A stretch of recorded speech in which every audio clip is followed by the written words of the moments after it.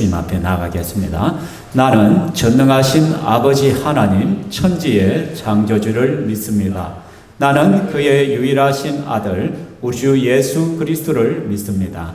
그는 성령으로 잉태되어 동정녀 마리아에게서 나시고 본디오 빌라도에게 고난을 받아 십자가에 못 박혀 죽으시고 장사된 지 사흘 만에 죽은 자 가운데서 다시 살아나셨으며 하늘에 오르시어 전능하신 아버지 하나님 우편에 앉아 계시다가 거기로부터 살아있는 자와 죽은 자를 심판하려 오십니다. 나는 성령을 믿으며 거룩한 공교회와 성도의 교제와 죄를 용서받는 것과 몸의 부활과 영생을 믿습니다. 아멘. 이 시간 우리 함께 찬송하겠습니다. 309장 함께 찬양하겠습니다.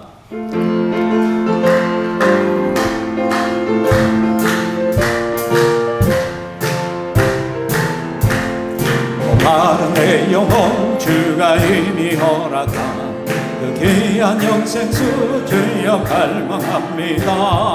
그 약속 따라서 힘써 간구하오니 오 주여 내 기도 없어 들어주소서. 예수의 사랑 예수의 사랑 바다 물결같이 내게 임하니 영광의 물결에 온전히 쌓여서 내 영혼의 기쁨 한량없도다. 주 내게 약속한 금비 내려주시려 내의 저 구름 건너편에 떠올라 그 귀한 징조가 내게 밝히 보이니 다 힘을 다하여 주께 간구합니다. 예수의 사랑 예수의 사랑 바다 물결같이 내게 임하니 영광의 물결에 온전히 쌓여서 내 영혼의 기쁨 한량없도다. 내의 손앞이 지금 벅적히 내려 구원의 큰 강물 흘러 차고 넘쳐서 내 주와 모든 죄 나 지금 은혜를 충만하게 받았네. 예수의 사랑 예수의 사랑 바다 물결같이 내게 임하니 영광의 물결에 온전히 쌓여서 내 영혼의 기쁨 한량없도다. 그 차고 넘치는 주의 은혜의 물결 힘차게 밀려와 내게 만족합니다. 오 할렐루야로 주를 찬송하오니 내 마음의 기쁨이 항상 충만함이라. 예수의 사랑 예수의 사랑 바다 물결같이 내게 임하니 영광의 물결에 온전히 쌓여서 내 영혼의 기쁨 한량없도다. 아멘. 오늘 예배 가운데 우리 주님의 은혜가 한량없이 넘치기를 소망합니다. 이 시간 우리 아무것도 두려워하지 말라. 우리의 인생의 모든 것들을 주님 앞에 맡기기를 원합니다.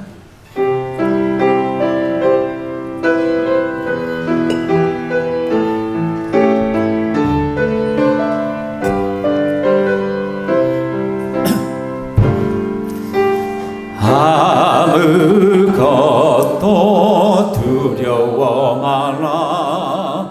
주 나의 하나님이 지켜주시네.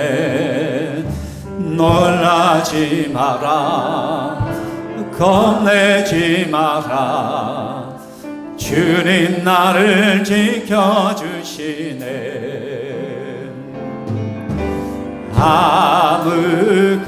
아무것도 두려워 말라. 주 나의 하나님이 지켜주시네. 놀라지 마라 겁내지 마라. 주님 나를 지켜주시네.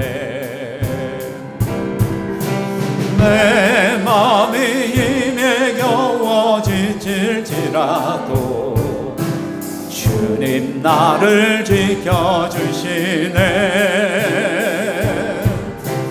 세상 세상의 험함 몰아칠 때도 주님 나를 지켜주시네. 주님은 나의 산성, 주님은 나의 요새, 주님은 나의 소망, 나의 힘이 되시며 아무것도 두려워하지 말라. 아무것도 두려워 마라. 주 나의 하나님이 지켜주시네.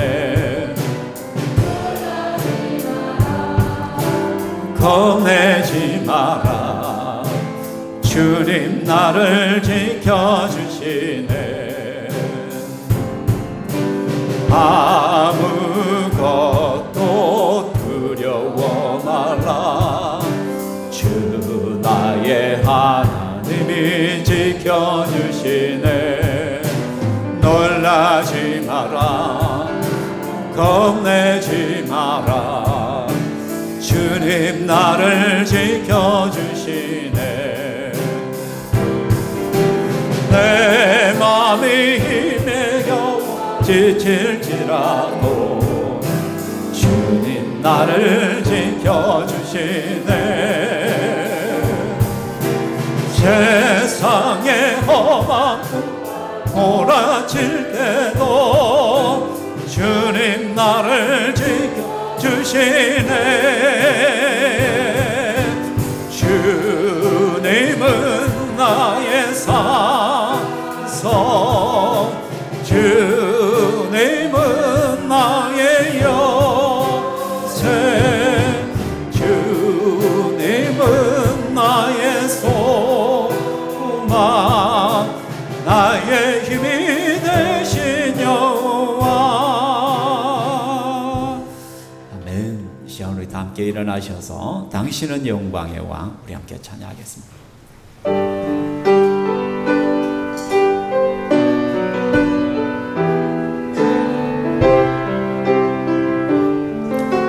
당신은 영광의 왕, 당신은 영광의 왕, 당신은 평강의 왕, 당신은 하늘과 땅의 주, 당신은 정의의 아들. 천사가 무릎 꿇고 예배하고 찬송하네. 영원한 생명 말씀, 당신은 예수 그리스도 주. 호산나 다윗의 자손께 호산나 불러 왕 중의 왕. 높은 하늘의 영광을 예수 주 메시아. 주님은 영광의 왕, 주님은 영광의 왕, 주님은 평강의 왕, 주님은 하늘과 땅의 주, 주님은 정의의 아들. 천사가 무릎 꿇고 예배하고 찬송하네. 영원한 생명 말씀, 주님은 예수 그리스도 주.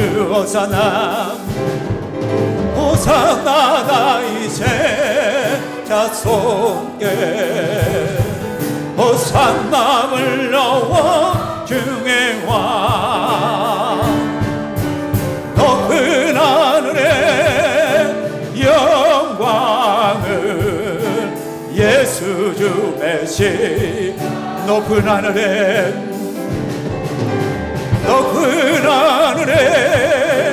영광을 예수 주 메시아네.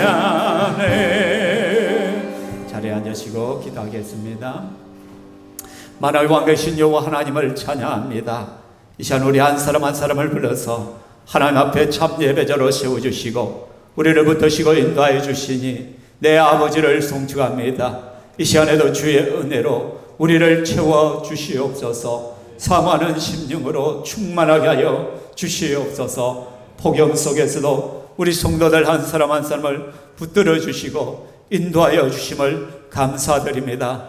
혹이라도 영적인 나태에 빠지지 않도록 하나님께서 저들 마음을 붙들어 주시고 더욱 힘써 기도하게 하시고 더욱더 말씀을 붙들게 하여 주시고 더욱더 예배를 사모하게 하여 주시옵소서. 특별히 하나님 곧 윤정현 사모님의 장례를 앞두고 있사온데 하나님께서 유가족들을 붙들어 주시오며 그들 마음을 온전히 위로하여 주시기만을 원합니다.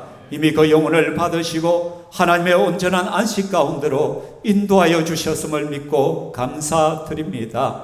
하나님 장래의 모든 일정과 절차 속에 예배 속에 성령께서 함께하여 주시고 오로지 하나님의 은혜만이 나타나게 하여 주시기만을 간절히 소망하옵나이다. 인간의 위로가 아니라 하늘의 위로로 저들을 채워 주시옵소서. 이 시간 우리가 하나님 앞에 말씀을 듣고자 합니다. 부정한 종이 주의 말씀을 선포합니다. 입술의 근세를 다해 주시고 하나님 말씀만이 밝히 드러날 수 있도록 도와주시오며 이 말씀을 듣는 모든 심령마다 하나님 말씀 앞에 아멘하게 하시고 하나님 말씀 앞에 믿음으로 순종하게 하여 주시옵소서. 영광 받으실 삼위 하나님을 찬양합니다. 감사드립니다. 살아계신 예수님 이름으로 기도하옵나이다. 아멘.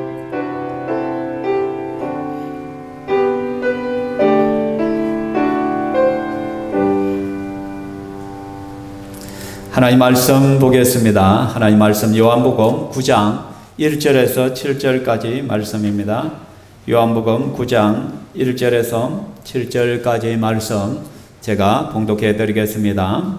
요한복음 9장 제가 읽는 성경 160페이지입니다. 신약에 예수께서 길을 가실 때에 날 때부터 맹인된 사람을 보신지라 제자들이 물어 이르되 라피여 이 사람이 맹인으로 난 것이 누구의 죄로 인함이니까 자기니까 그의 부모니까 예수께서 대답하시되 이 사람이나 그 부모의 죄로 인한 것이 아니라 그에게서 하나님이 하시는 일을 나타내고자 하심이라. 때가 아직 낮임에 나를 보내신 이의 일을 우리가 하여야 하리라. 밤이 오리니 그때는 아무도 일할 수 없느니라. 내가 세상에 있는 동안에는 세상의 빛이로다. 이 말씀을 하시고 땅에 침을 뱉어 진흙을 이겨 그의 눈에 바르시고 이르시되 실로암 못에 가서 씻으라 하시니 실로암은 번역하면 보냄을 받았다는 뜻이라. 이에 가서 씻고 밝은 눈으로 왔더라. 아멘. 찬양대 찬양하겠습니다.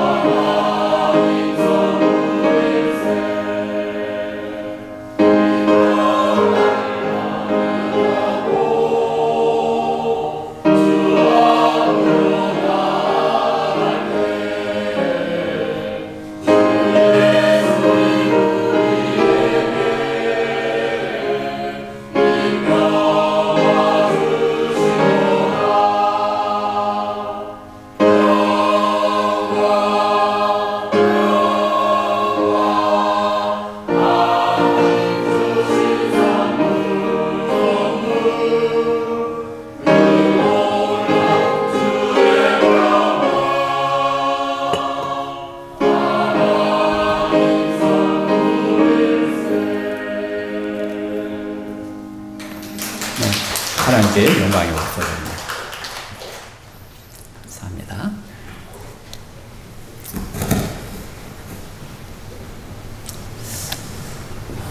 우리 속담 가운데 아니된 굴뚝에 연기 날까, 영어로는 No smoke without fire란 속담이 있습니다. 무슨 말씀이에요? 원인이 있으니까 결과가 있는 것이다. 지금 나타나는 모든 결과는 분명히 원인이 있다. 아니된 굴뚝에 연기 날까. 근데 이 속담만큼 사람 잡는 속담도 없어요. 센 사람 잡는 것이죠. 왜 그런가? 왜 그런가? 한번 성경 말씀에 보면 참 이 속담 때문에 애를 많이 먹은 이들이 있어요. 정말로 가장 큰 피해자를 뽑자면 제일 먼저는 예수님의 육신의 어머니 마리아를 들 수 있을까요? 아니, 처녀가 임신을 하다니 이런 경우가 어디 있다는 것이죠. 정혼을 했는데 아직 동침을 하지도 않는, 그런데 그 여자가 임신을 했다는 거예요. 뱃속에 아이가 자라고 있다는 거예요. 사람들은 제일 먼저 속도 위반했네. 저 사람 간음했네. 더러운 여자, 간음한 여자, 막 그렇게 받아들이는 것이죠. 그렇죠?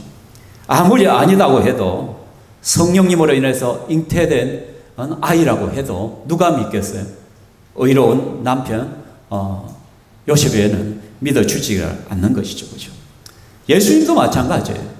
아니, 예수가 얼마나 끔찍한 죄를 지었기에, 얼마나 큰 죄를 지었기에, 아니 아무나 십자가형을 당하지 않는데 그 정치범들이나 당하는 그 십자가에서 죽음을 맞이했냐는 것이에요. 그죠? 그러니까 분명히 예수는 큰 죄를 지었을 거야. 평소에 자기를 향하여 하나님의 아들이라고, 하나님을 아버지라고 부르더니 필히 하나님 앞에 저주를 받아서 저렇게 죽어가는 것이야. 그렇게 또 오해를 받는 거예요. 아니된 굴뚝에 연기 날까라는 거죠. 또한 의인 욥, 의로운 욥 한번 생각해 보죠. 정말 동방에 가장 의롭다고 하나님이 누구 앞에서나 자랑할 만한 가장 경건한 성도였던 욥이 하루아침에 모든 재산이 쫄딱 다 사라져 망해버렸어요. 망해버려. 그리고 한날 한시에 7 아들이 죽임을 당합니다. 여러분, 그리고 자기 몸에는 발바닥부터 정수리까지 악창이 나서 기왓장으로 팍팍 긁어도 시원하지 않는 그런 비참한 현실을 맞이합니다. 친구들이 그 소식을 듣고는 그 욥을 찾아오니까 기가 막혀서, 말문이 막혀서 그냥 울기만 할 뿐이죠. 그런데 조금 시간이 지나니까 친구들이 한 사람씩 입을 떼기 시작합니다. 그 중에 엘리바스라는 사람이 입을 떼는데 뭐라고 했냐면, 생각하여 봐라. 죄 없이 망한 사람이 누가 있느냐? 정직한 자의 끊어짐이 어디 있느냐?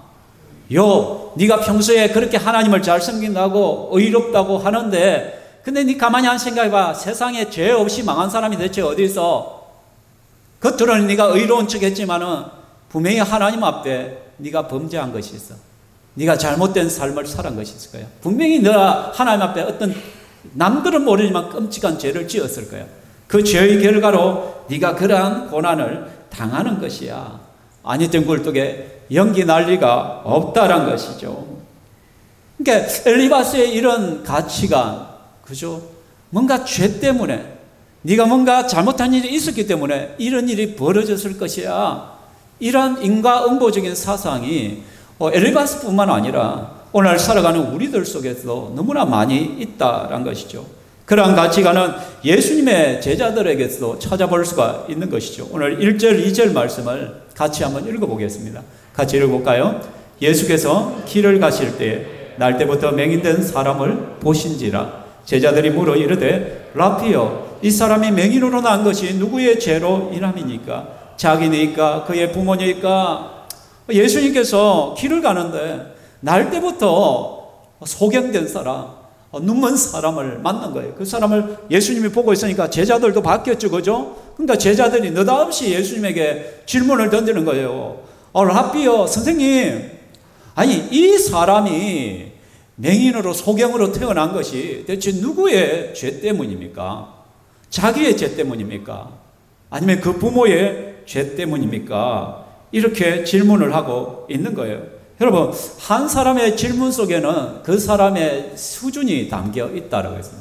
그 질문을 들어보면 그 사람의 수준과 그 사람이 생각하는 평소 가치관을 알 수가 있는 거예요. 그럼 제자들의 가치관들, 그들에게서 가치관은 뭐예요? 이런 불행한 일들, 내 삶 가운데 일어나는 불행한 모든 일들은 뭐의 결과란 거예요? 죄의 결과란 거예요. 죄 때문에 이렇게 됐다는 거예요. 그러니까 오늘날 장애로 태어난 것도 역시 죄 때문에 이런 것이 벌어졌다는 그런 인과응보적인 사상이 가득해 있다는 것을 알 수가 있는 것이란 것이죠. 그러니까 그러면 이 죄가 대체 누구의 죄 때문이란 거예요? 자기 자신의 죄인가? 아니면 부모의 죄인가? 또 하나의 토론거리를 지금 만들고 있는 거예요. 한번 생각해봐요.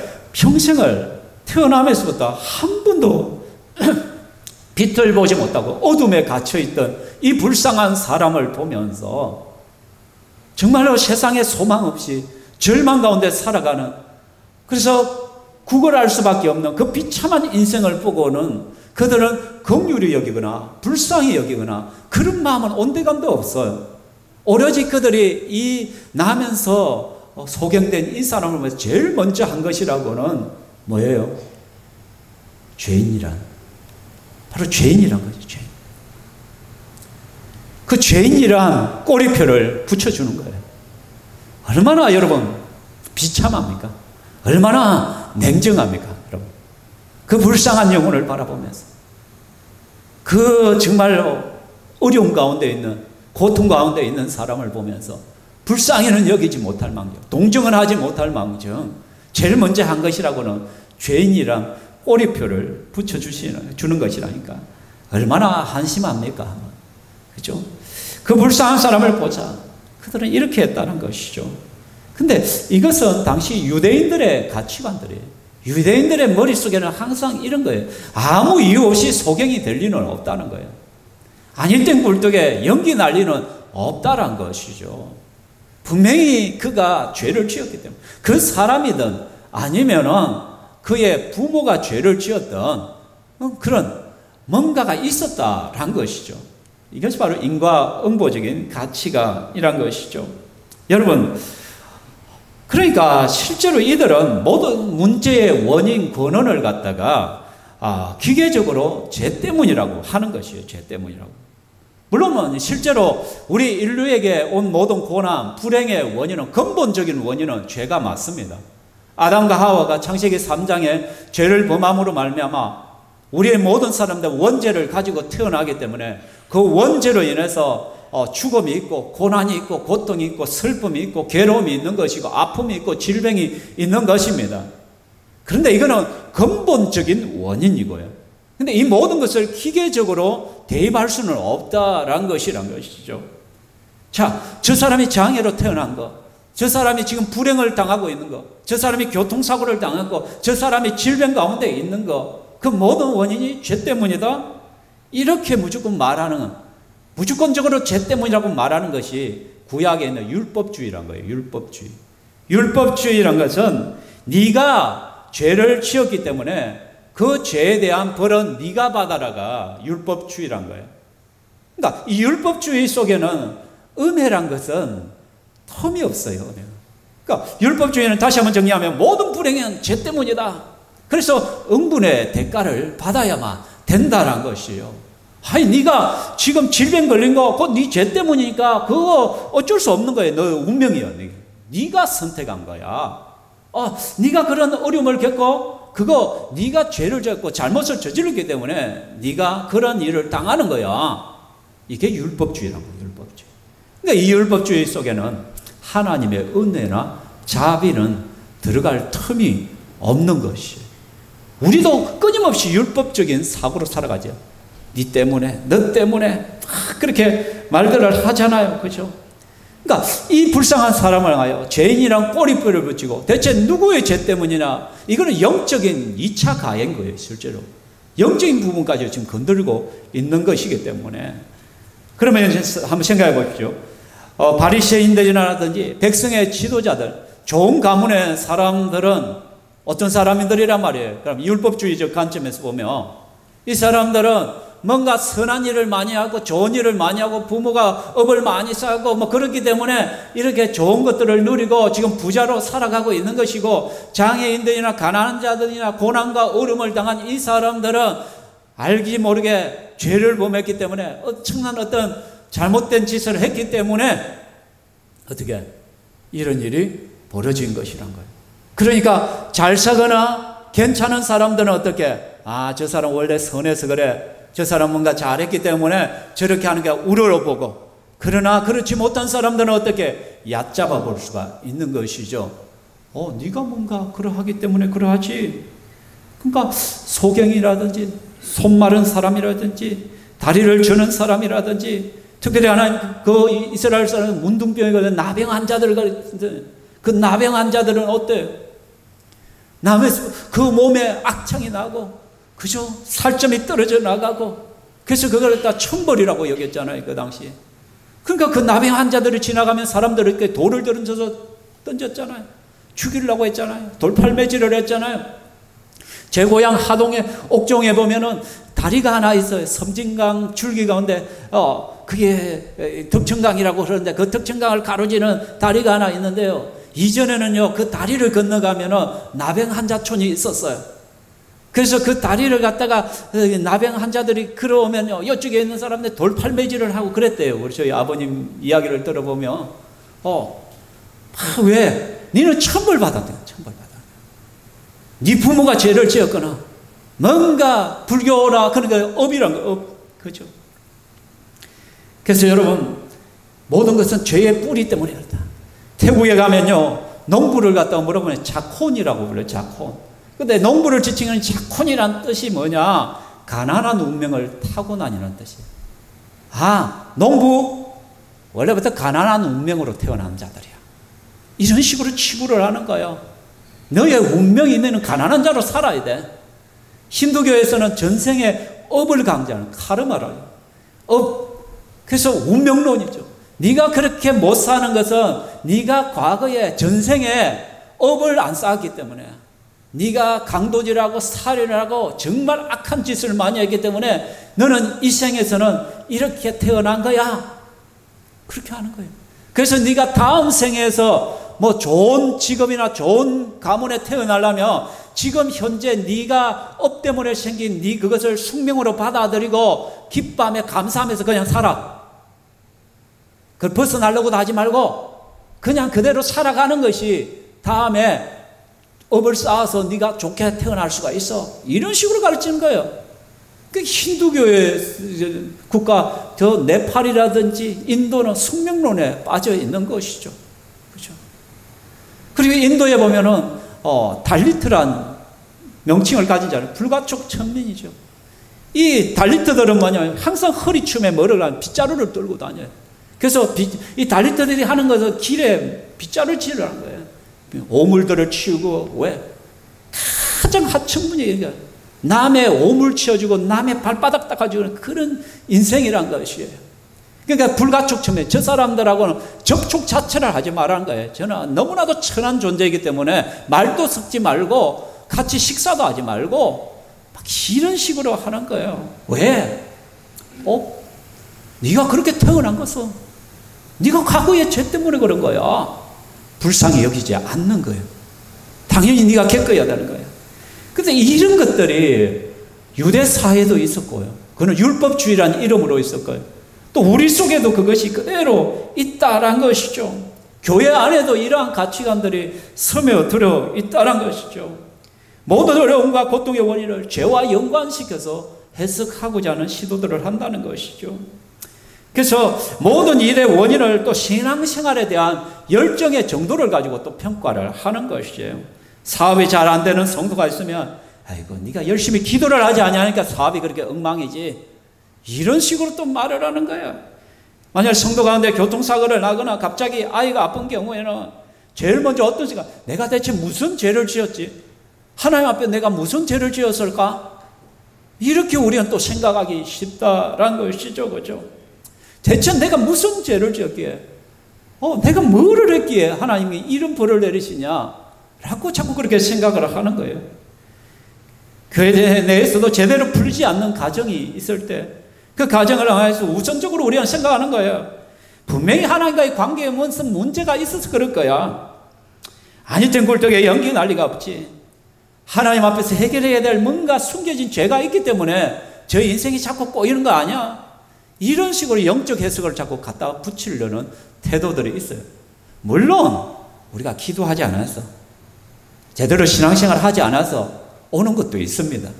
그러나 모든 것을 기계적으로 이런 식으로 해석하는 것이 무슨 주의다? 율법주의란 거예요. 율법주의. 이런 것이 바로 아니 땐 굴뚝에 연기 날까라 인과응보적인 사상이라는 것이죠. 그렇죠? 한때 순복음 교회에서 조용기 목사님의 유명한 삼박자 축복론이 있었죠. 사랑하는 자는 네 영혼이 잘된 같이 너의 이웃이 강건하고 범사에 잘 되기를 원하노라. 그 말씀을 잘못 해석해가지고 예수만 믿으면 영적으로도 건강해지고 영적 축복도 받고 육체도 건강하고 부자 된다. 이렇게 설교를 했죠.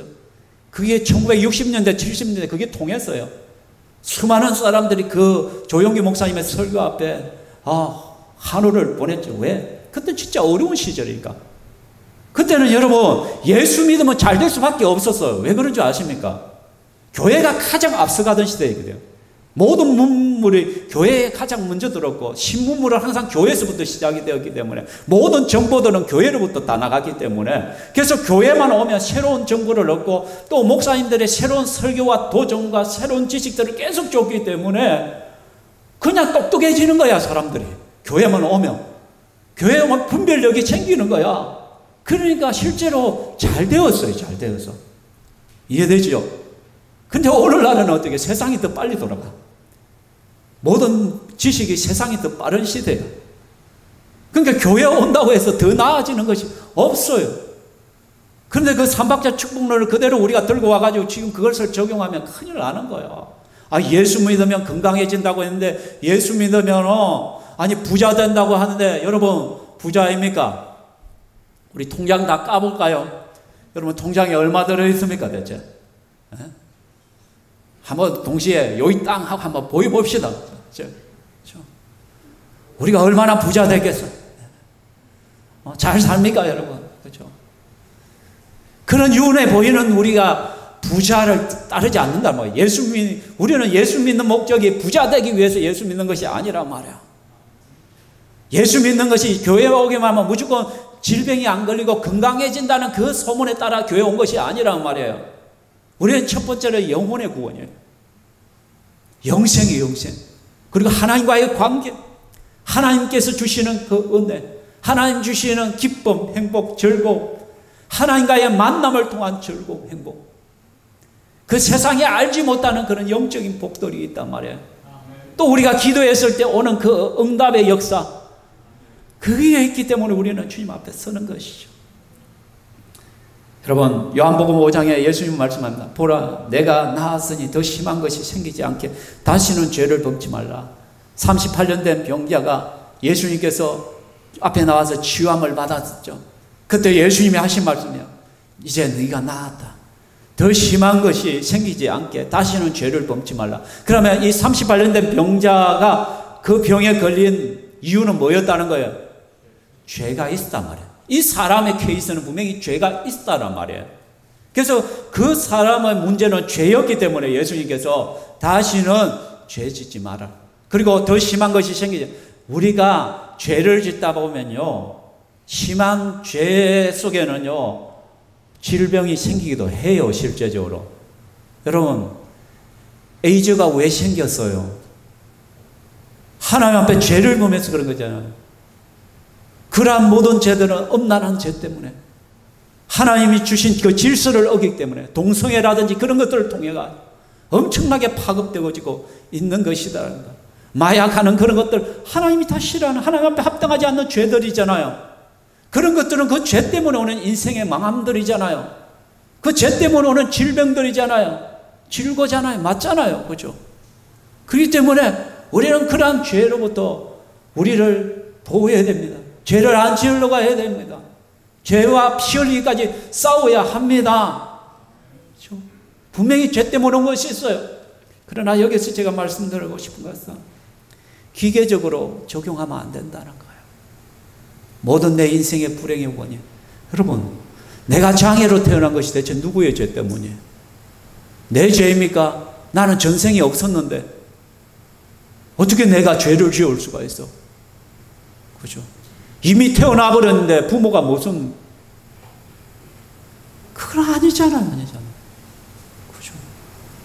아이들을 키우다 보면은 아프기도 많이 하고, 또는 교통사고를 당하는 경우도 있고, 어려움을 당하는 경우들이 있잖아요. 그런 것들을 무조건 죄 때문이라고 말할 수가 있습니까? 또 어떤 분들은 11조를 안 냈기 때문에 자꾸 너 집에 이런 것들이 생겼다. 하나님이 그렇게 째째한 사람 아니다.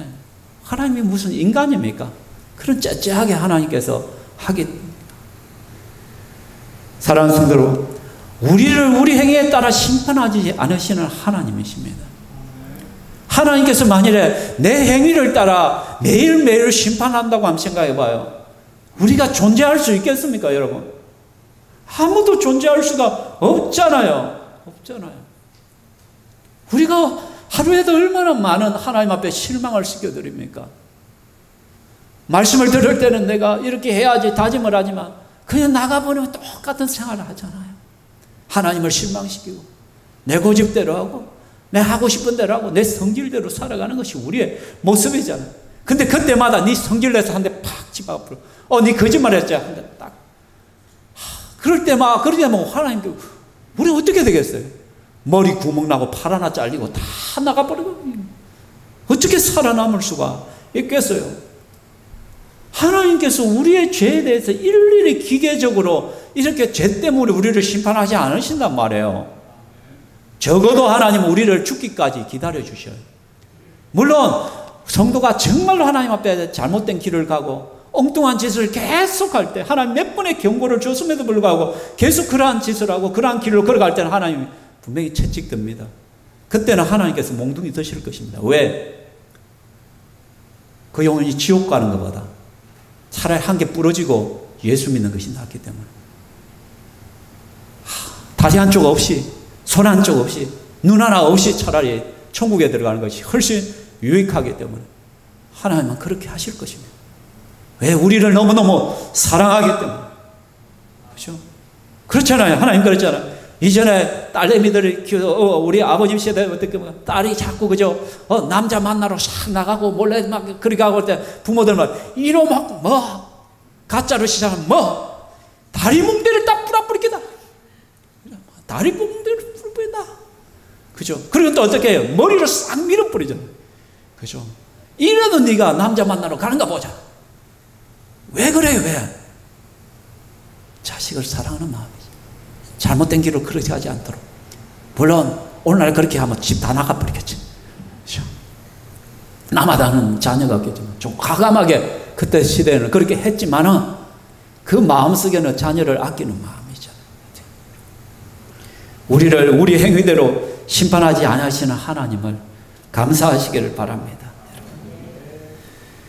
그런데 예수께서도 제자들은 예수님을 따른다는 이 제자들은 예수님을 마음을 모르고 그냥 꼬리표를 붙이는 거예요. 죄인, 죄 때문에 그래. 그러나 불행을 당한 사람을 향한 우리 예수님의 판단은 무엇입니까? 3절 같이 읽겠습니다. 예수께서 대답하시되 이 사람이나 그 부모의 죄로 인한 것이 아니라 그에게서 하나님이 하시는 일을 나타내고자 하심이라. 이 사람이나 그 부모의 죄로 인한 것이 아니다. 그에게서 하나님이 하시는 일을 나타내고자 합니다. 현재의 고난은 과거의 업보가 아니란 것이에요. 미래를 위한 소망의 씨앗이에요. 하나님의 영광을 드러낼 도구란 것이에요. 제자들은 불행의 원인에 집중을 합니다. 그렇죠? 그런데 그 제자들의 잘못된 가치관에 예수님께서 일격을 가해버린 거예요. 저 사람의 죄가 아니다. 그 부모의 죄가 아니다. 그 속에서 하나님의 영광이 드러날 것이다. 하나님의 영광을 위한 도구다. 우리 주님은 죄에서 가는 거예요. 여러분, 현실보다 중요한 것이, 사건보다 더 중요한 것이 뭐라고 했어요? 해석이라 했어요. 해석. 제가 창세기 강의할 때 몇 번 강조해요. 사건보다 더 중요한 것은 해석이. 해석을 어떻게 하느냐에 따라서 그 인생이 달라지는 거예요. 해석을 갖다가 맨날 남 탓하고 꼬리뼈 붙이고 하면서 니 탓 내 탓 따지는 그 아무 이득이 없어요. 해석을 잘해야 되는 거예요. 아, 이 일을 통하여 하나님이 무슨 일을 하시는지 한번 보자. 그죠? 그래서 고난의 현장은 하나님의 일터가 되는 것이에요. 우리의 실패의 현장, 넘어짐의 현장은 하나님께서 자신의 영광을 드러내기 위한 가장 합당한 하나님의 직장이 된다는 사실을 믿으시기를 바랍니다. 그렇다면 우리 속에 나타나는 그 불행 역시도 우리는 다른 해석을 해야 된다는 것이죠. 비록 내 생각대로 인생이 제대로 안 풀리고 실패할지라도 우리 하나님께서 목적이 있다. 합력하여 선을 이루어 가시는 하나님이시란 것이죠. 만일에 마리아가 그런 오해가 없었다면 다른 사람들은 속도 위반이니 엄란한 여인이니 손가락질 할지라도 그 마리아를 통하여 결국은 예수 그리스도가 태어나게 되었고 메시아가 이 땅에 오게 되었다는 것이요. 하나님의 영광이 그 마리아의 몸을 통하여 나타나게 된 것이요. 예수님께서 그렇게 비참하게 십자가에 죽으시지 아니하셨다면 우리가 어떻게 구원을 받아요? 우리의 죄 용서함이 나타날 수가 없다는 것이죠. 그렇죠? 의인 욥이 그렇게 사람들에게 오해를 당하면서 그런 고난을 당하지만 결국은 하나님께서 어떻게 합니까? 2배의 복을 주시잖아요. 다 회복시켜 주잖아요. 내가 이해할 수, 이 땅을 살아갈 때는 이해할 수 없는 고난과 어려움을 당할 때도 있다. 그럴 때도 하나님을 신뢰하라는 거예요. 이해되지 아니할지라도 하나님이 도저히 이해가 안 되실지라도 원망불평이 나올 것 같은 그런 현실 앞에서도 하나님을 끝까지 한번 믿어보라는 거예요. 하나님께서 어떻게 보상하는지를 그걸 드러내고 그걸 보여주고자 하셨다라는 것이죠. 아이를 낳지 못하는 한나는 아픔과 괴로움 속에 살았잖아요. 그런데 그 한나의 그 눈물과 아픔의 고난을 통하여 하나님께서는 어떻게 사무엘 선지자를 보내주시잖아요. 이스라엘 새로운 빛을 주시잖아요. 나사로의 죽음을 통하여 죽은 지 사흘이나 되고 이제 장사를 지내는 시체들 절망 가운데 있는 여인 앞으로 주님께서 찾아오셔 부활의 주님으로 나타내 주시잖아요. 하나님의 목적이 있다는 거예요. 하나님. 지금 이해되지 않을지라도 하나님은 우리의 실패의 현장에서 우리의 눈물의 현장에서 우리의 고통의 그 현장을 전화위복시켜 가실 것입니다. 그렇기 때문에 자꾸 나에게서 원인 찾으려고 하지 말고 누군가에게서 원인 찾으려고 자꾸 하지 말라는 거예요. 누구 때문에 그랬다, 뭐 때문에 그랬다, 내가 대체 무슨 죄를 지었기에 그렇게 하면 원망불평밖에 나오지 않는다는 것이죠. 우리는 죄에 서게 돼요. 하나님께서 이 일을 통하여 어떤 일을 행할 것인가, 주님께서 또 무슨 일을 시작할 것인가. 예수님께서 이제 그 사람을 불러서 어떻게 진흙을 이겨서 그 눈에 바르고는 실로암 연못에 가서 씻어라. 그대로 순종했더니 그 사람의 눈이 떠이고 이제 깨끗함을 받죠. 그죠? 그걸 통해서 오후 예배에 말씀드리겠지만 예수님이 메시아라는 것을 보여주는 거예요.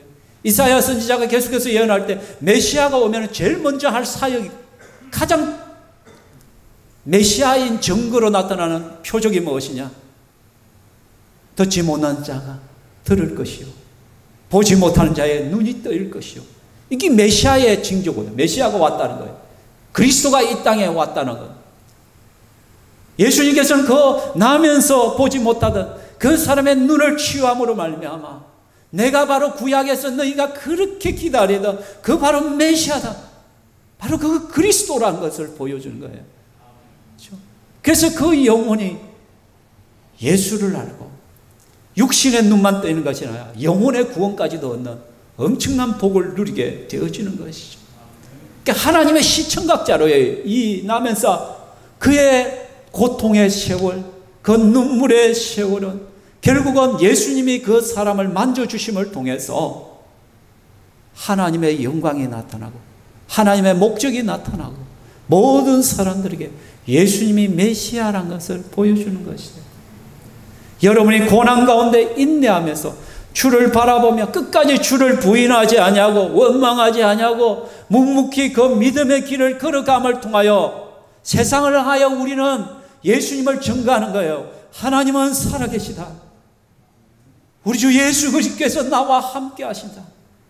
비록 내 인생이 고난의 길이고 어려움이지만 힘들지만 정말로 때로는 다 엎어버리고 내가 죽어버렸으면 좋겠다 싶을 정도로 고난이 힘들 때도 있지만 내가 그런 극단적인 선택을 하지 아니하고 끝까지 내가 신앙을 유지하는 것, 하나님이 살아계시기 때문에, 그 하나님이 내 하나님이시기 때문에 나는 당당히 오늘도 믿음으로 살아간다. 이것을 세상에 보여주는 거예요. 그걸 통하여 예수님을 증거하는 거예요. 하나님이 살아계심을 드러내는 거예요. 그게 얼마나 복된 말씀을 듣고자 합니다. 때가 아직 낮음에 나를 보내신 이의 일을 우리가 하여야 하리라. 밤이 오리니 그때는 아무도 일할 수 없느니라. 예수님은 일하시는 분입니다. 때가 아직 낮음에, 아직 예수님이 십자가에 죽기 전이기 때문에 나는 여전히 낮이다. 나를 보내신 이의 일을 나는 할 것이다. 그런데 이 일에 나만 하는 것이 아니라 우리가 하여야 하리라. 아멘. 우리 주님께서요, 함께 하자고 말씀을 합니다. 함께 하자고.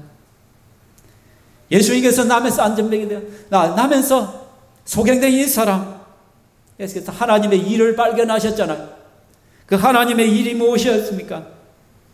그 영혼의 눈을 뜨게 함으로써 내가 메시아임을 증거하는 것이죠. 세상 속에.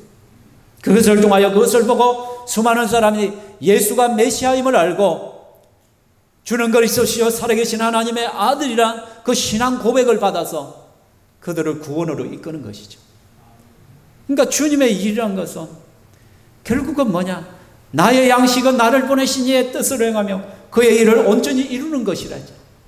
나를 보내신 이 하나님 아버지의 뜻을 행하며 그의 일을, 하나님께서 나에게 맡기신 그 일을 온전히 이루는 것이 내 양식이라 했어요. 내 밥이라고. 그게 뭐냐? 그럼 그 하나님의 뜻이 뭐냐? 같이 읽겠습니다. 시작.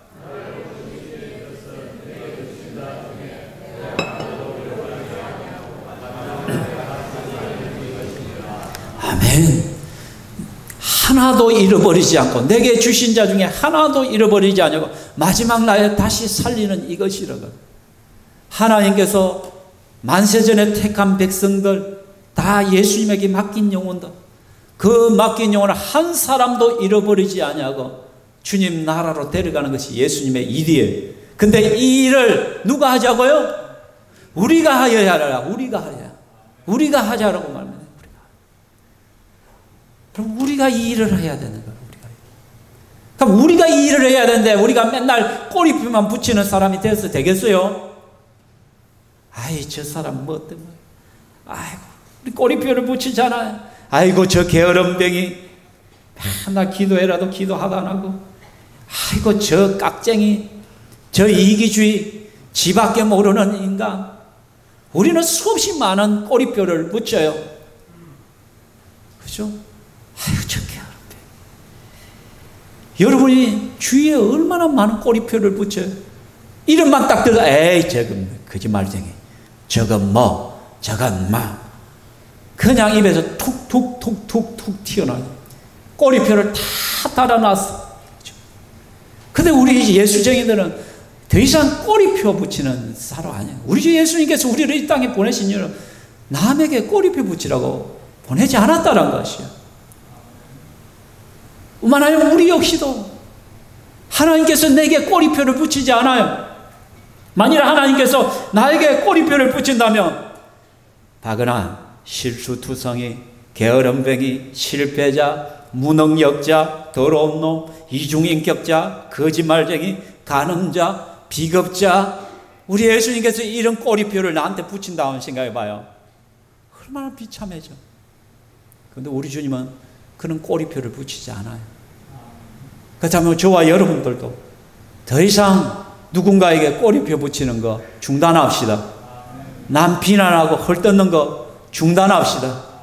다만 그 영혼을 위해 기도해 주시다. 나에게도 그런 인과응보적인 자세로 접근하지 맙시다. 내가 무슨 죄를 지었기 때문에, 내가 뭐를 했기에 하나님이 이런 식으로 합니까? 원망하지 맙시다. 주님, 이 일을 통해서 또 무슨 일을 하시려고 합니까? 제가 기대합니다. 주님께서 하실 일을 기대합니다. 그래서 나를 통하여 행하실 주님의 일을 발견하십시오, 여러분. 무슨 문제가 발생했다, 어려움이 있다, 힘든 일이 있다. 주님께서 나를, 대체 주님이 나에게 원하시는 게 뭘까? 대체 뭐 하라고 내게 이런 고난을 주고 이런 아픔을 주셨을까? 그렇게 생각합시다. 그리고 주님의 사역에 동참합시다. 영혼 살리는 그 일에 한 영혼이라도 주님이 맡기신 싸면 그 잃어버리지 아니하고 그 영혼을, 우리 목자 목녀님 방학기가 아니라고 아이고 잘됐다 부시자가 아니라 여러분의 목장 식구들을 잘 살피십시오. 잘 살피시고 돌아보시고 기도 제목 가지고 기도 더 열심히 하시고, 또 우리 목원들 아이고 잘됐다 그냥 막 금요일날 이제 목장 안 하니까 너무 편하다. 아이고 밥 안 해도 되고 집 오픈 안 해도 되고 왜 이리 편하네. 금요일날 저녁까지도 드라마 보면서 실컷 놀 수도 있고 아이 너무 좋다. 정신 차리시기 바랍니다. 정신 차리시고 더 깨어 기도하십시오. 영적으로 가장 나태해지기 쉬울 때입니다. 더 깨어서 기도하시고 더 자기 자신의 영적인 것을 살피시길 바랍니다. 신뢰함의 뜻이 뭡니까? 보냄을 받았다는 뜻입니다. 오늘도 우리 주님께서 우리를 보내십니다. 누군가에게 보내십니다. 위로가 필요한 자에게 보내십니다. 위로하십시오. 섬김이 필요한 자에게 보내십니다. 섬기십시오. 기도해야 될 자를 위해 기도하시기 바랍니다. 그렇죠? 주님께서는 우리에게 신뢰하시고 계속해서 보내실 것입니다. 그 보냄에 순종하시고, 그래서 우리가 이 일에 함께 동력하시는 저와 여러분 되기를 주의 이름으로 축원합니다. 아멘. 이 시간 우리 함께 찬양하겠습니다. 찬양하실 때 주선한 능력으로 안으시네 찬양할 텐데, 우리가 덥다고 주저앉아 있지 마시고 우리 하나님께 주시는 능력으로 새 힘으로 일어서서 우리가 하여야 하리라 그 사명길을 걸어가는 저와 여러분 되기를 소망합니다. 찬양하겠습니다.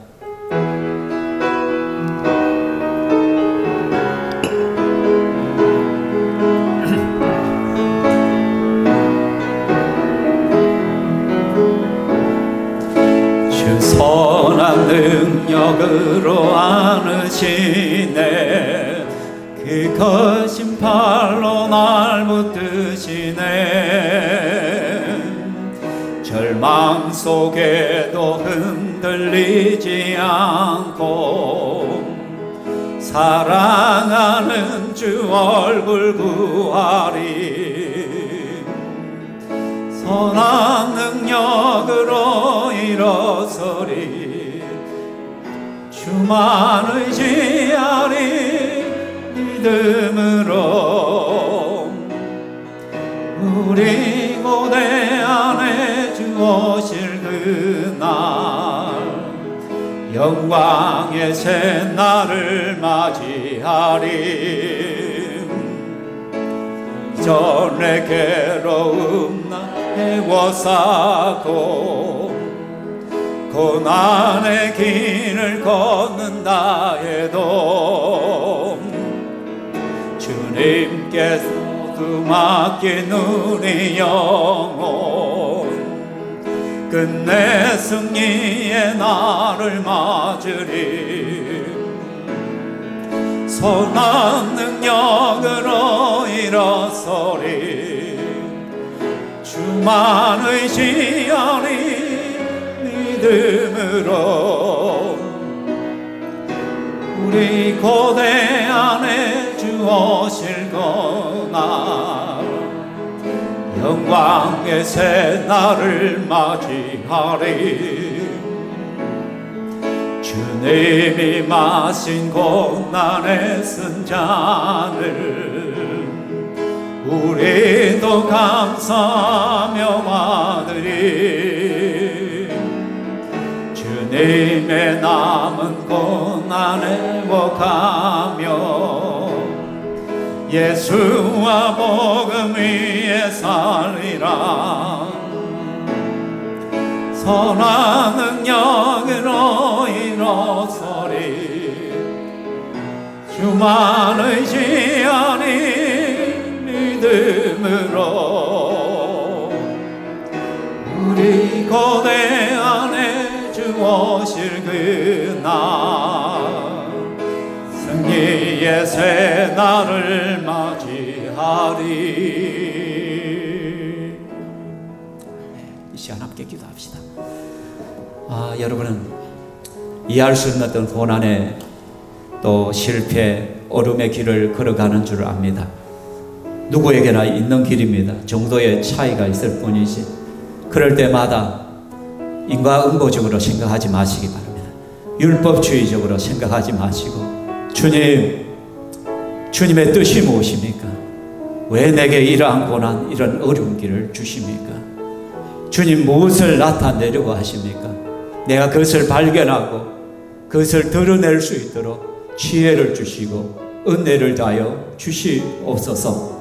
또한 하나님, 우리가 더 이상 누군가에게 꼬리표를 다는 인생이 아니라 오히려 그들을 이렇게 보내시는 곳에 나아가서 섬기고 위로하고 격려하고 영혼을 세우고 살리는 이 일에 우리가 쓰임받게 하여 주시옵소서. 이 시간 다시 한 목소리로 기도하겠습니다. 살아계신 하나님 아버지, 이 시간에 우리가 주의 말씀을 붙들고 기도합니다. 하나님, 우리 속에 은연중에 들어있는 율법주의적인 사고와 인과응보적인 그러한 가치관으로부터 우리를 지켜주시기만을 원합니다. 죄 때문이 아니라, 우리의 업보 때문이 아니라, 내가 잘못했어가 아니라, 이제는 내 앞에 놓여있는 그런 현실들을 바라보면서 주님께서 하실 그 일들을 발견할 수 있게 해주시옵소서. 하나님께서 내게 왜 이런 일을 주셨는지 지혜를 다하여 주시옵소서. 하나님께서 나를 통하여 드러내고 나타내시고자 하는 일들이 무엇인지 알게 하여 주시기만을 원합니다. 그래서 하나님의 그 영광스러운 그 선한 뜻들을 내가 나타나며 드러내는 인생으로 살아갈 수 있도록 복을 다하여 주시옵소서. 인내할 수 있게 하여 주시옵소서. 견뎌내게 하여 주시옵소서. 주 예수 그리스도를 믿는 온전한 믿음을 허락하여 주시기만을 원합니다. 우리 아버지를 끝까지 신뢰하며 붙들며 이 믿음의 길을 걸어갈 수 있게 하여 주시고, 중도에 중단하지 않게 하시고 탈락하지 않게 하시고 멈춰서지 않게 하여 주시옵소서. 끝까지 주님을 신뢰하며 믿음으로 가게 하여 주시며, 또 아버지 하나님께서 보내시는 사람들 앞에 나아가서 위로할 자 필요하면 위로하게 하시고, 섬겨야 될 자를 섬기게 하시고, 복음을 전하게 되게 복음을 전하고, 그래서 하나님 우리가 하여야 하리란 그 말씀 앞에 함께 동력의 삶을 살아가는 우리 신평교회 성도들 되게 하여 주시기만을 원합니다. 살아계신 하나님 감사합니다. 우리가 함께 하여야 하리라고 말씀하여 주심을 감사합니다.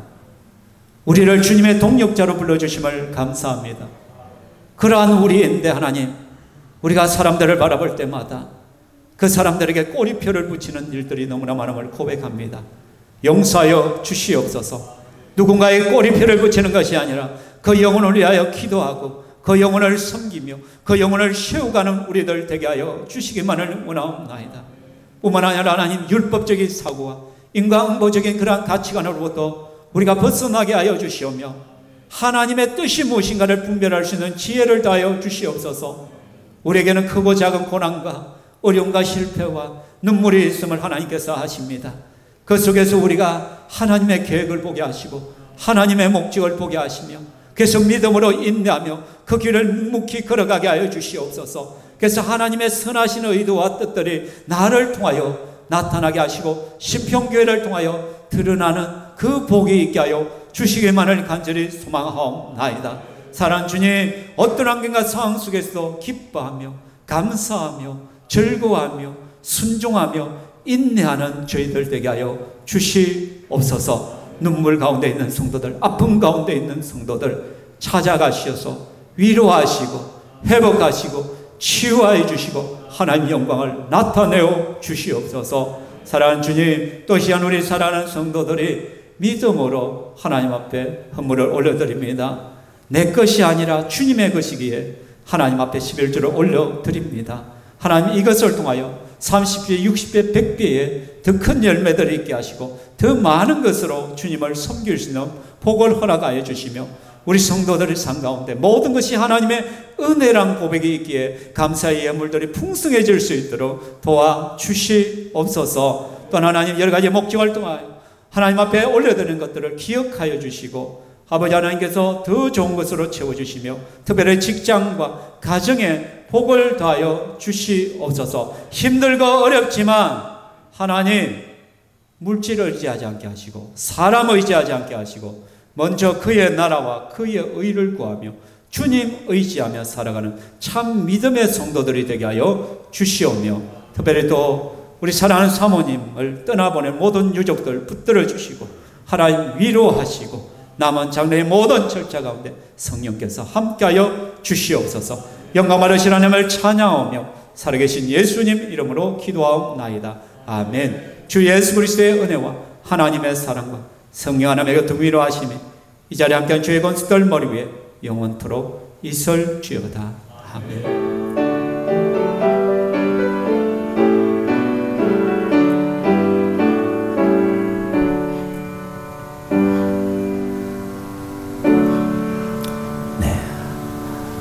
하나님께 영광의 박수 올려드리겠습니다.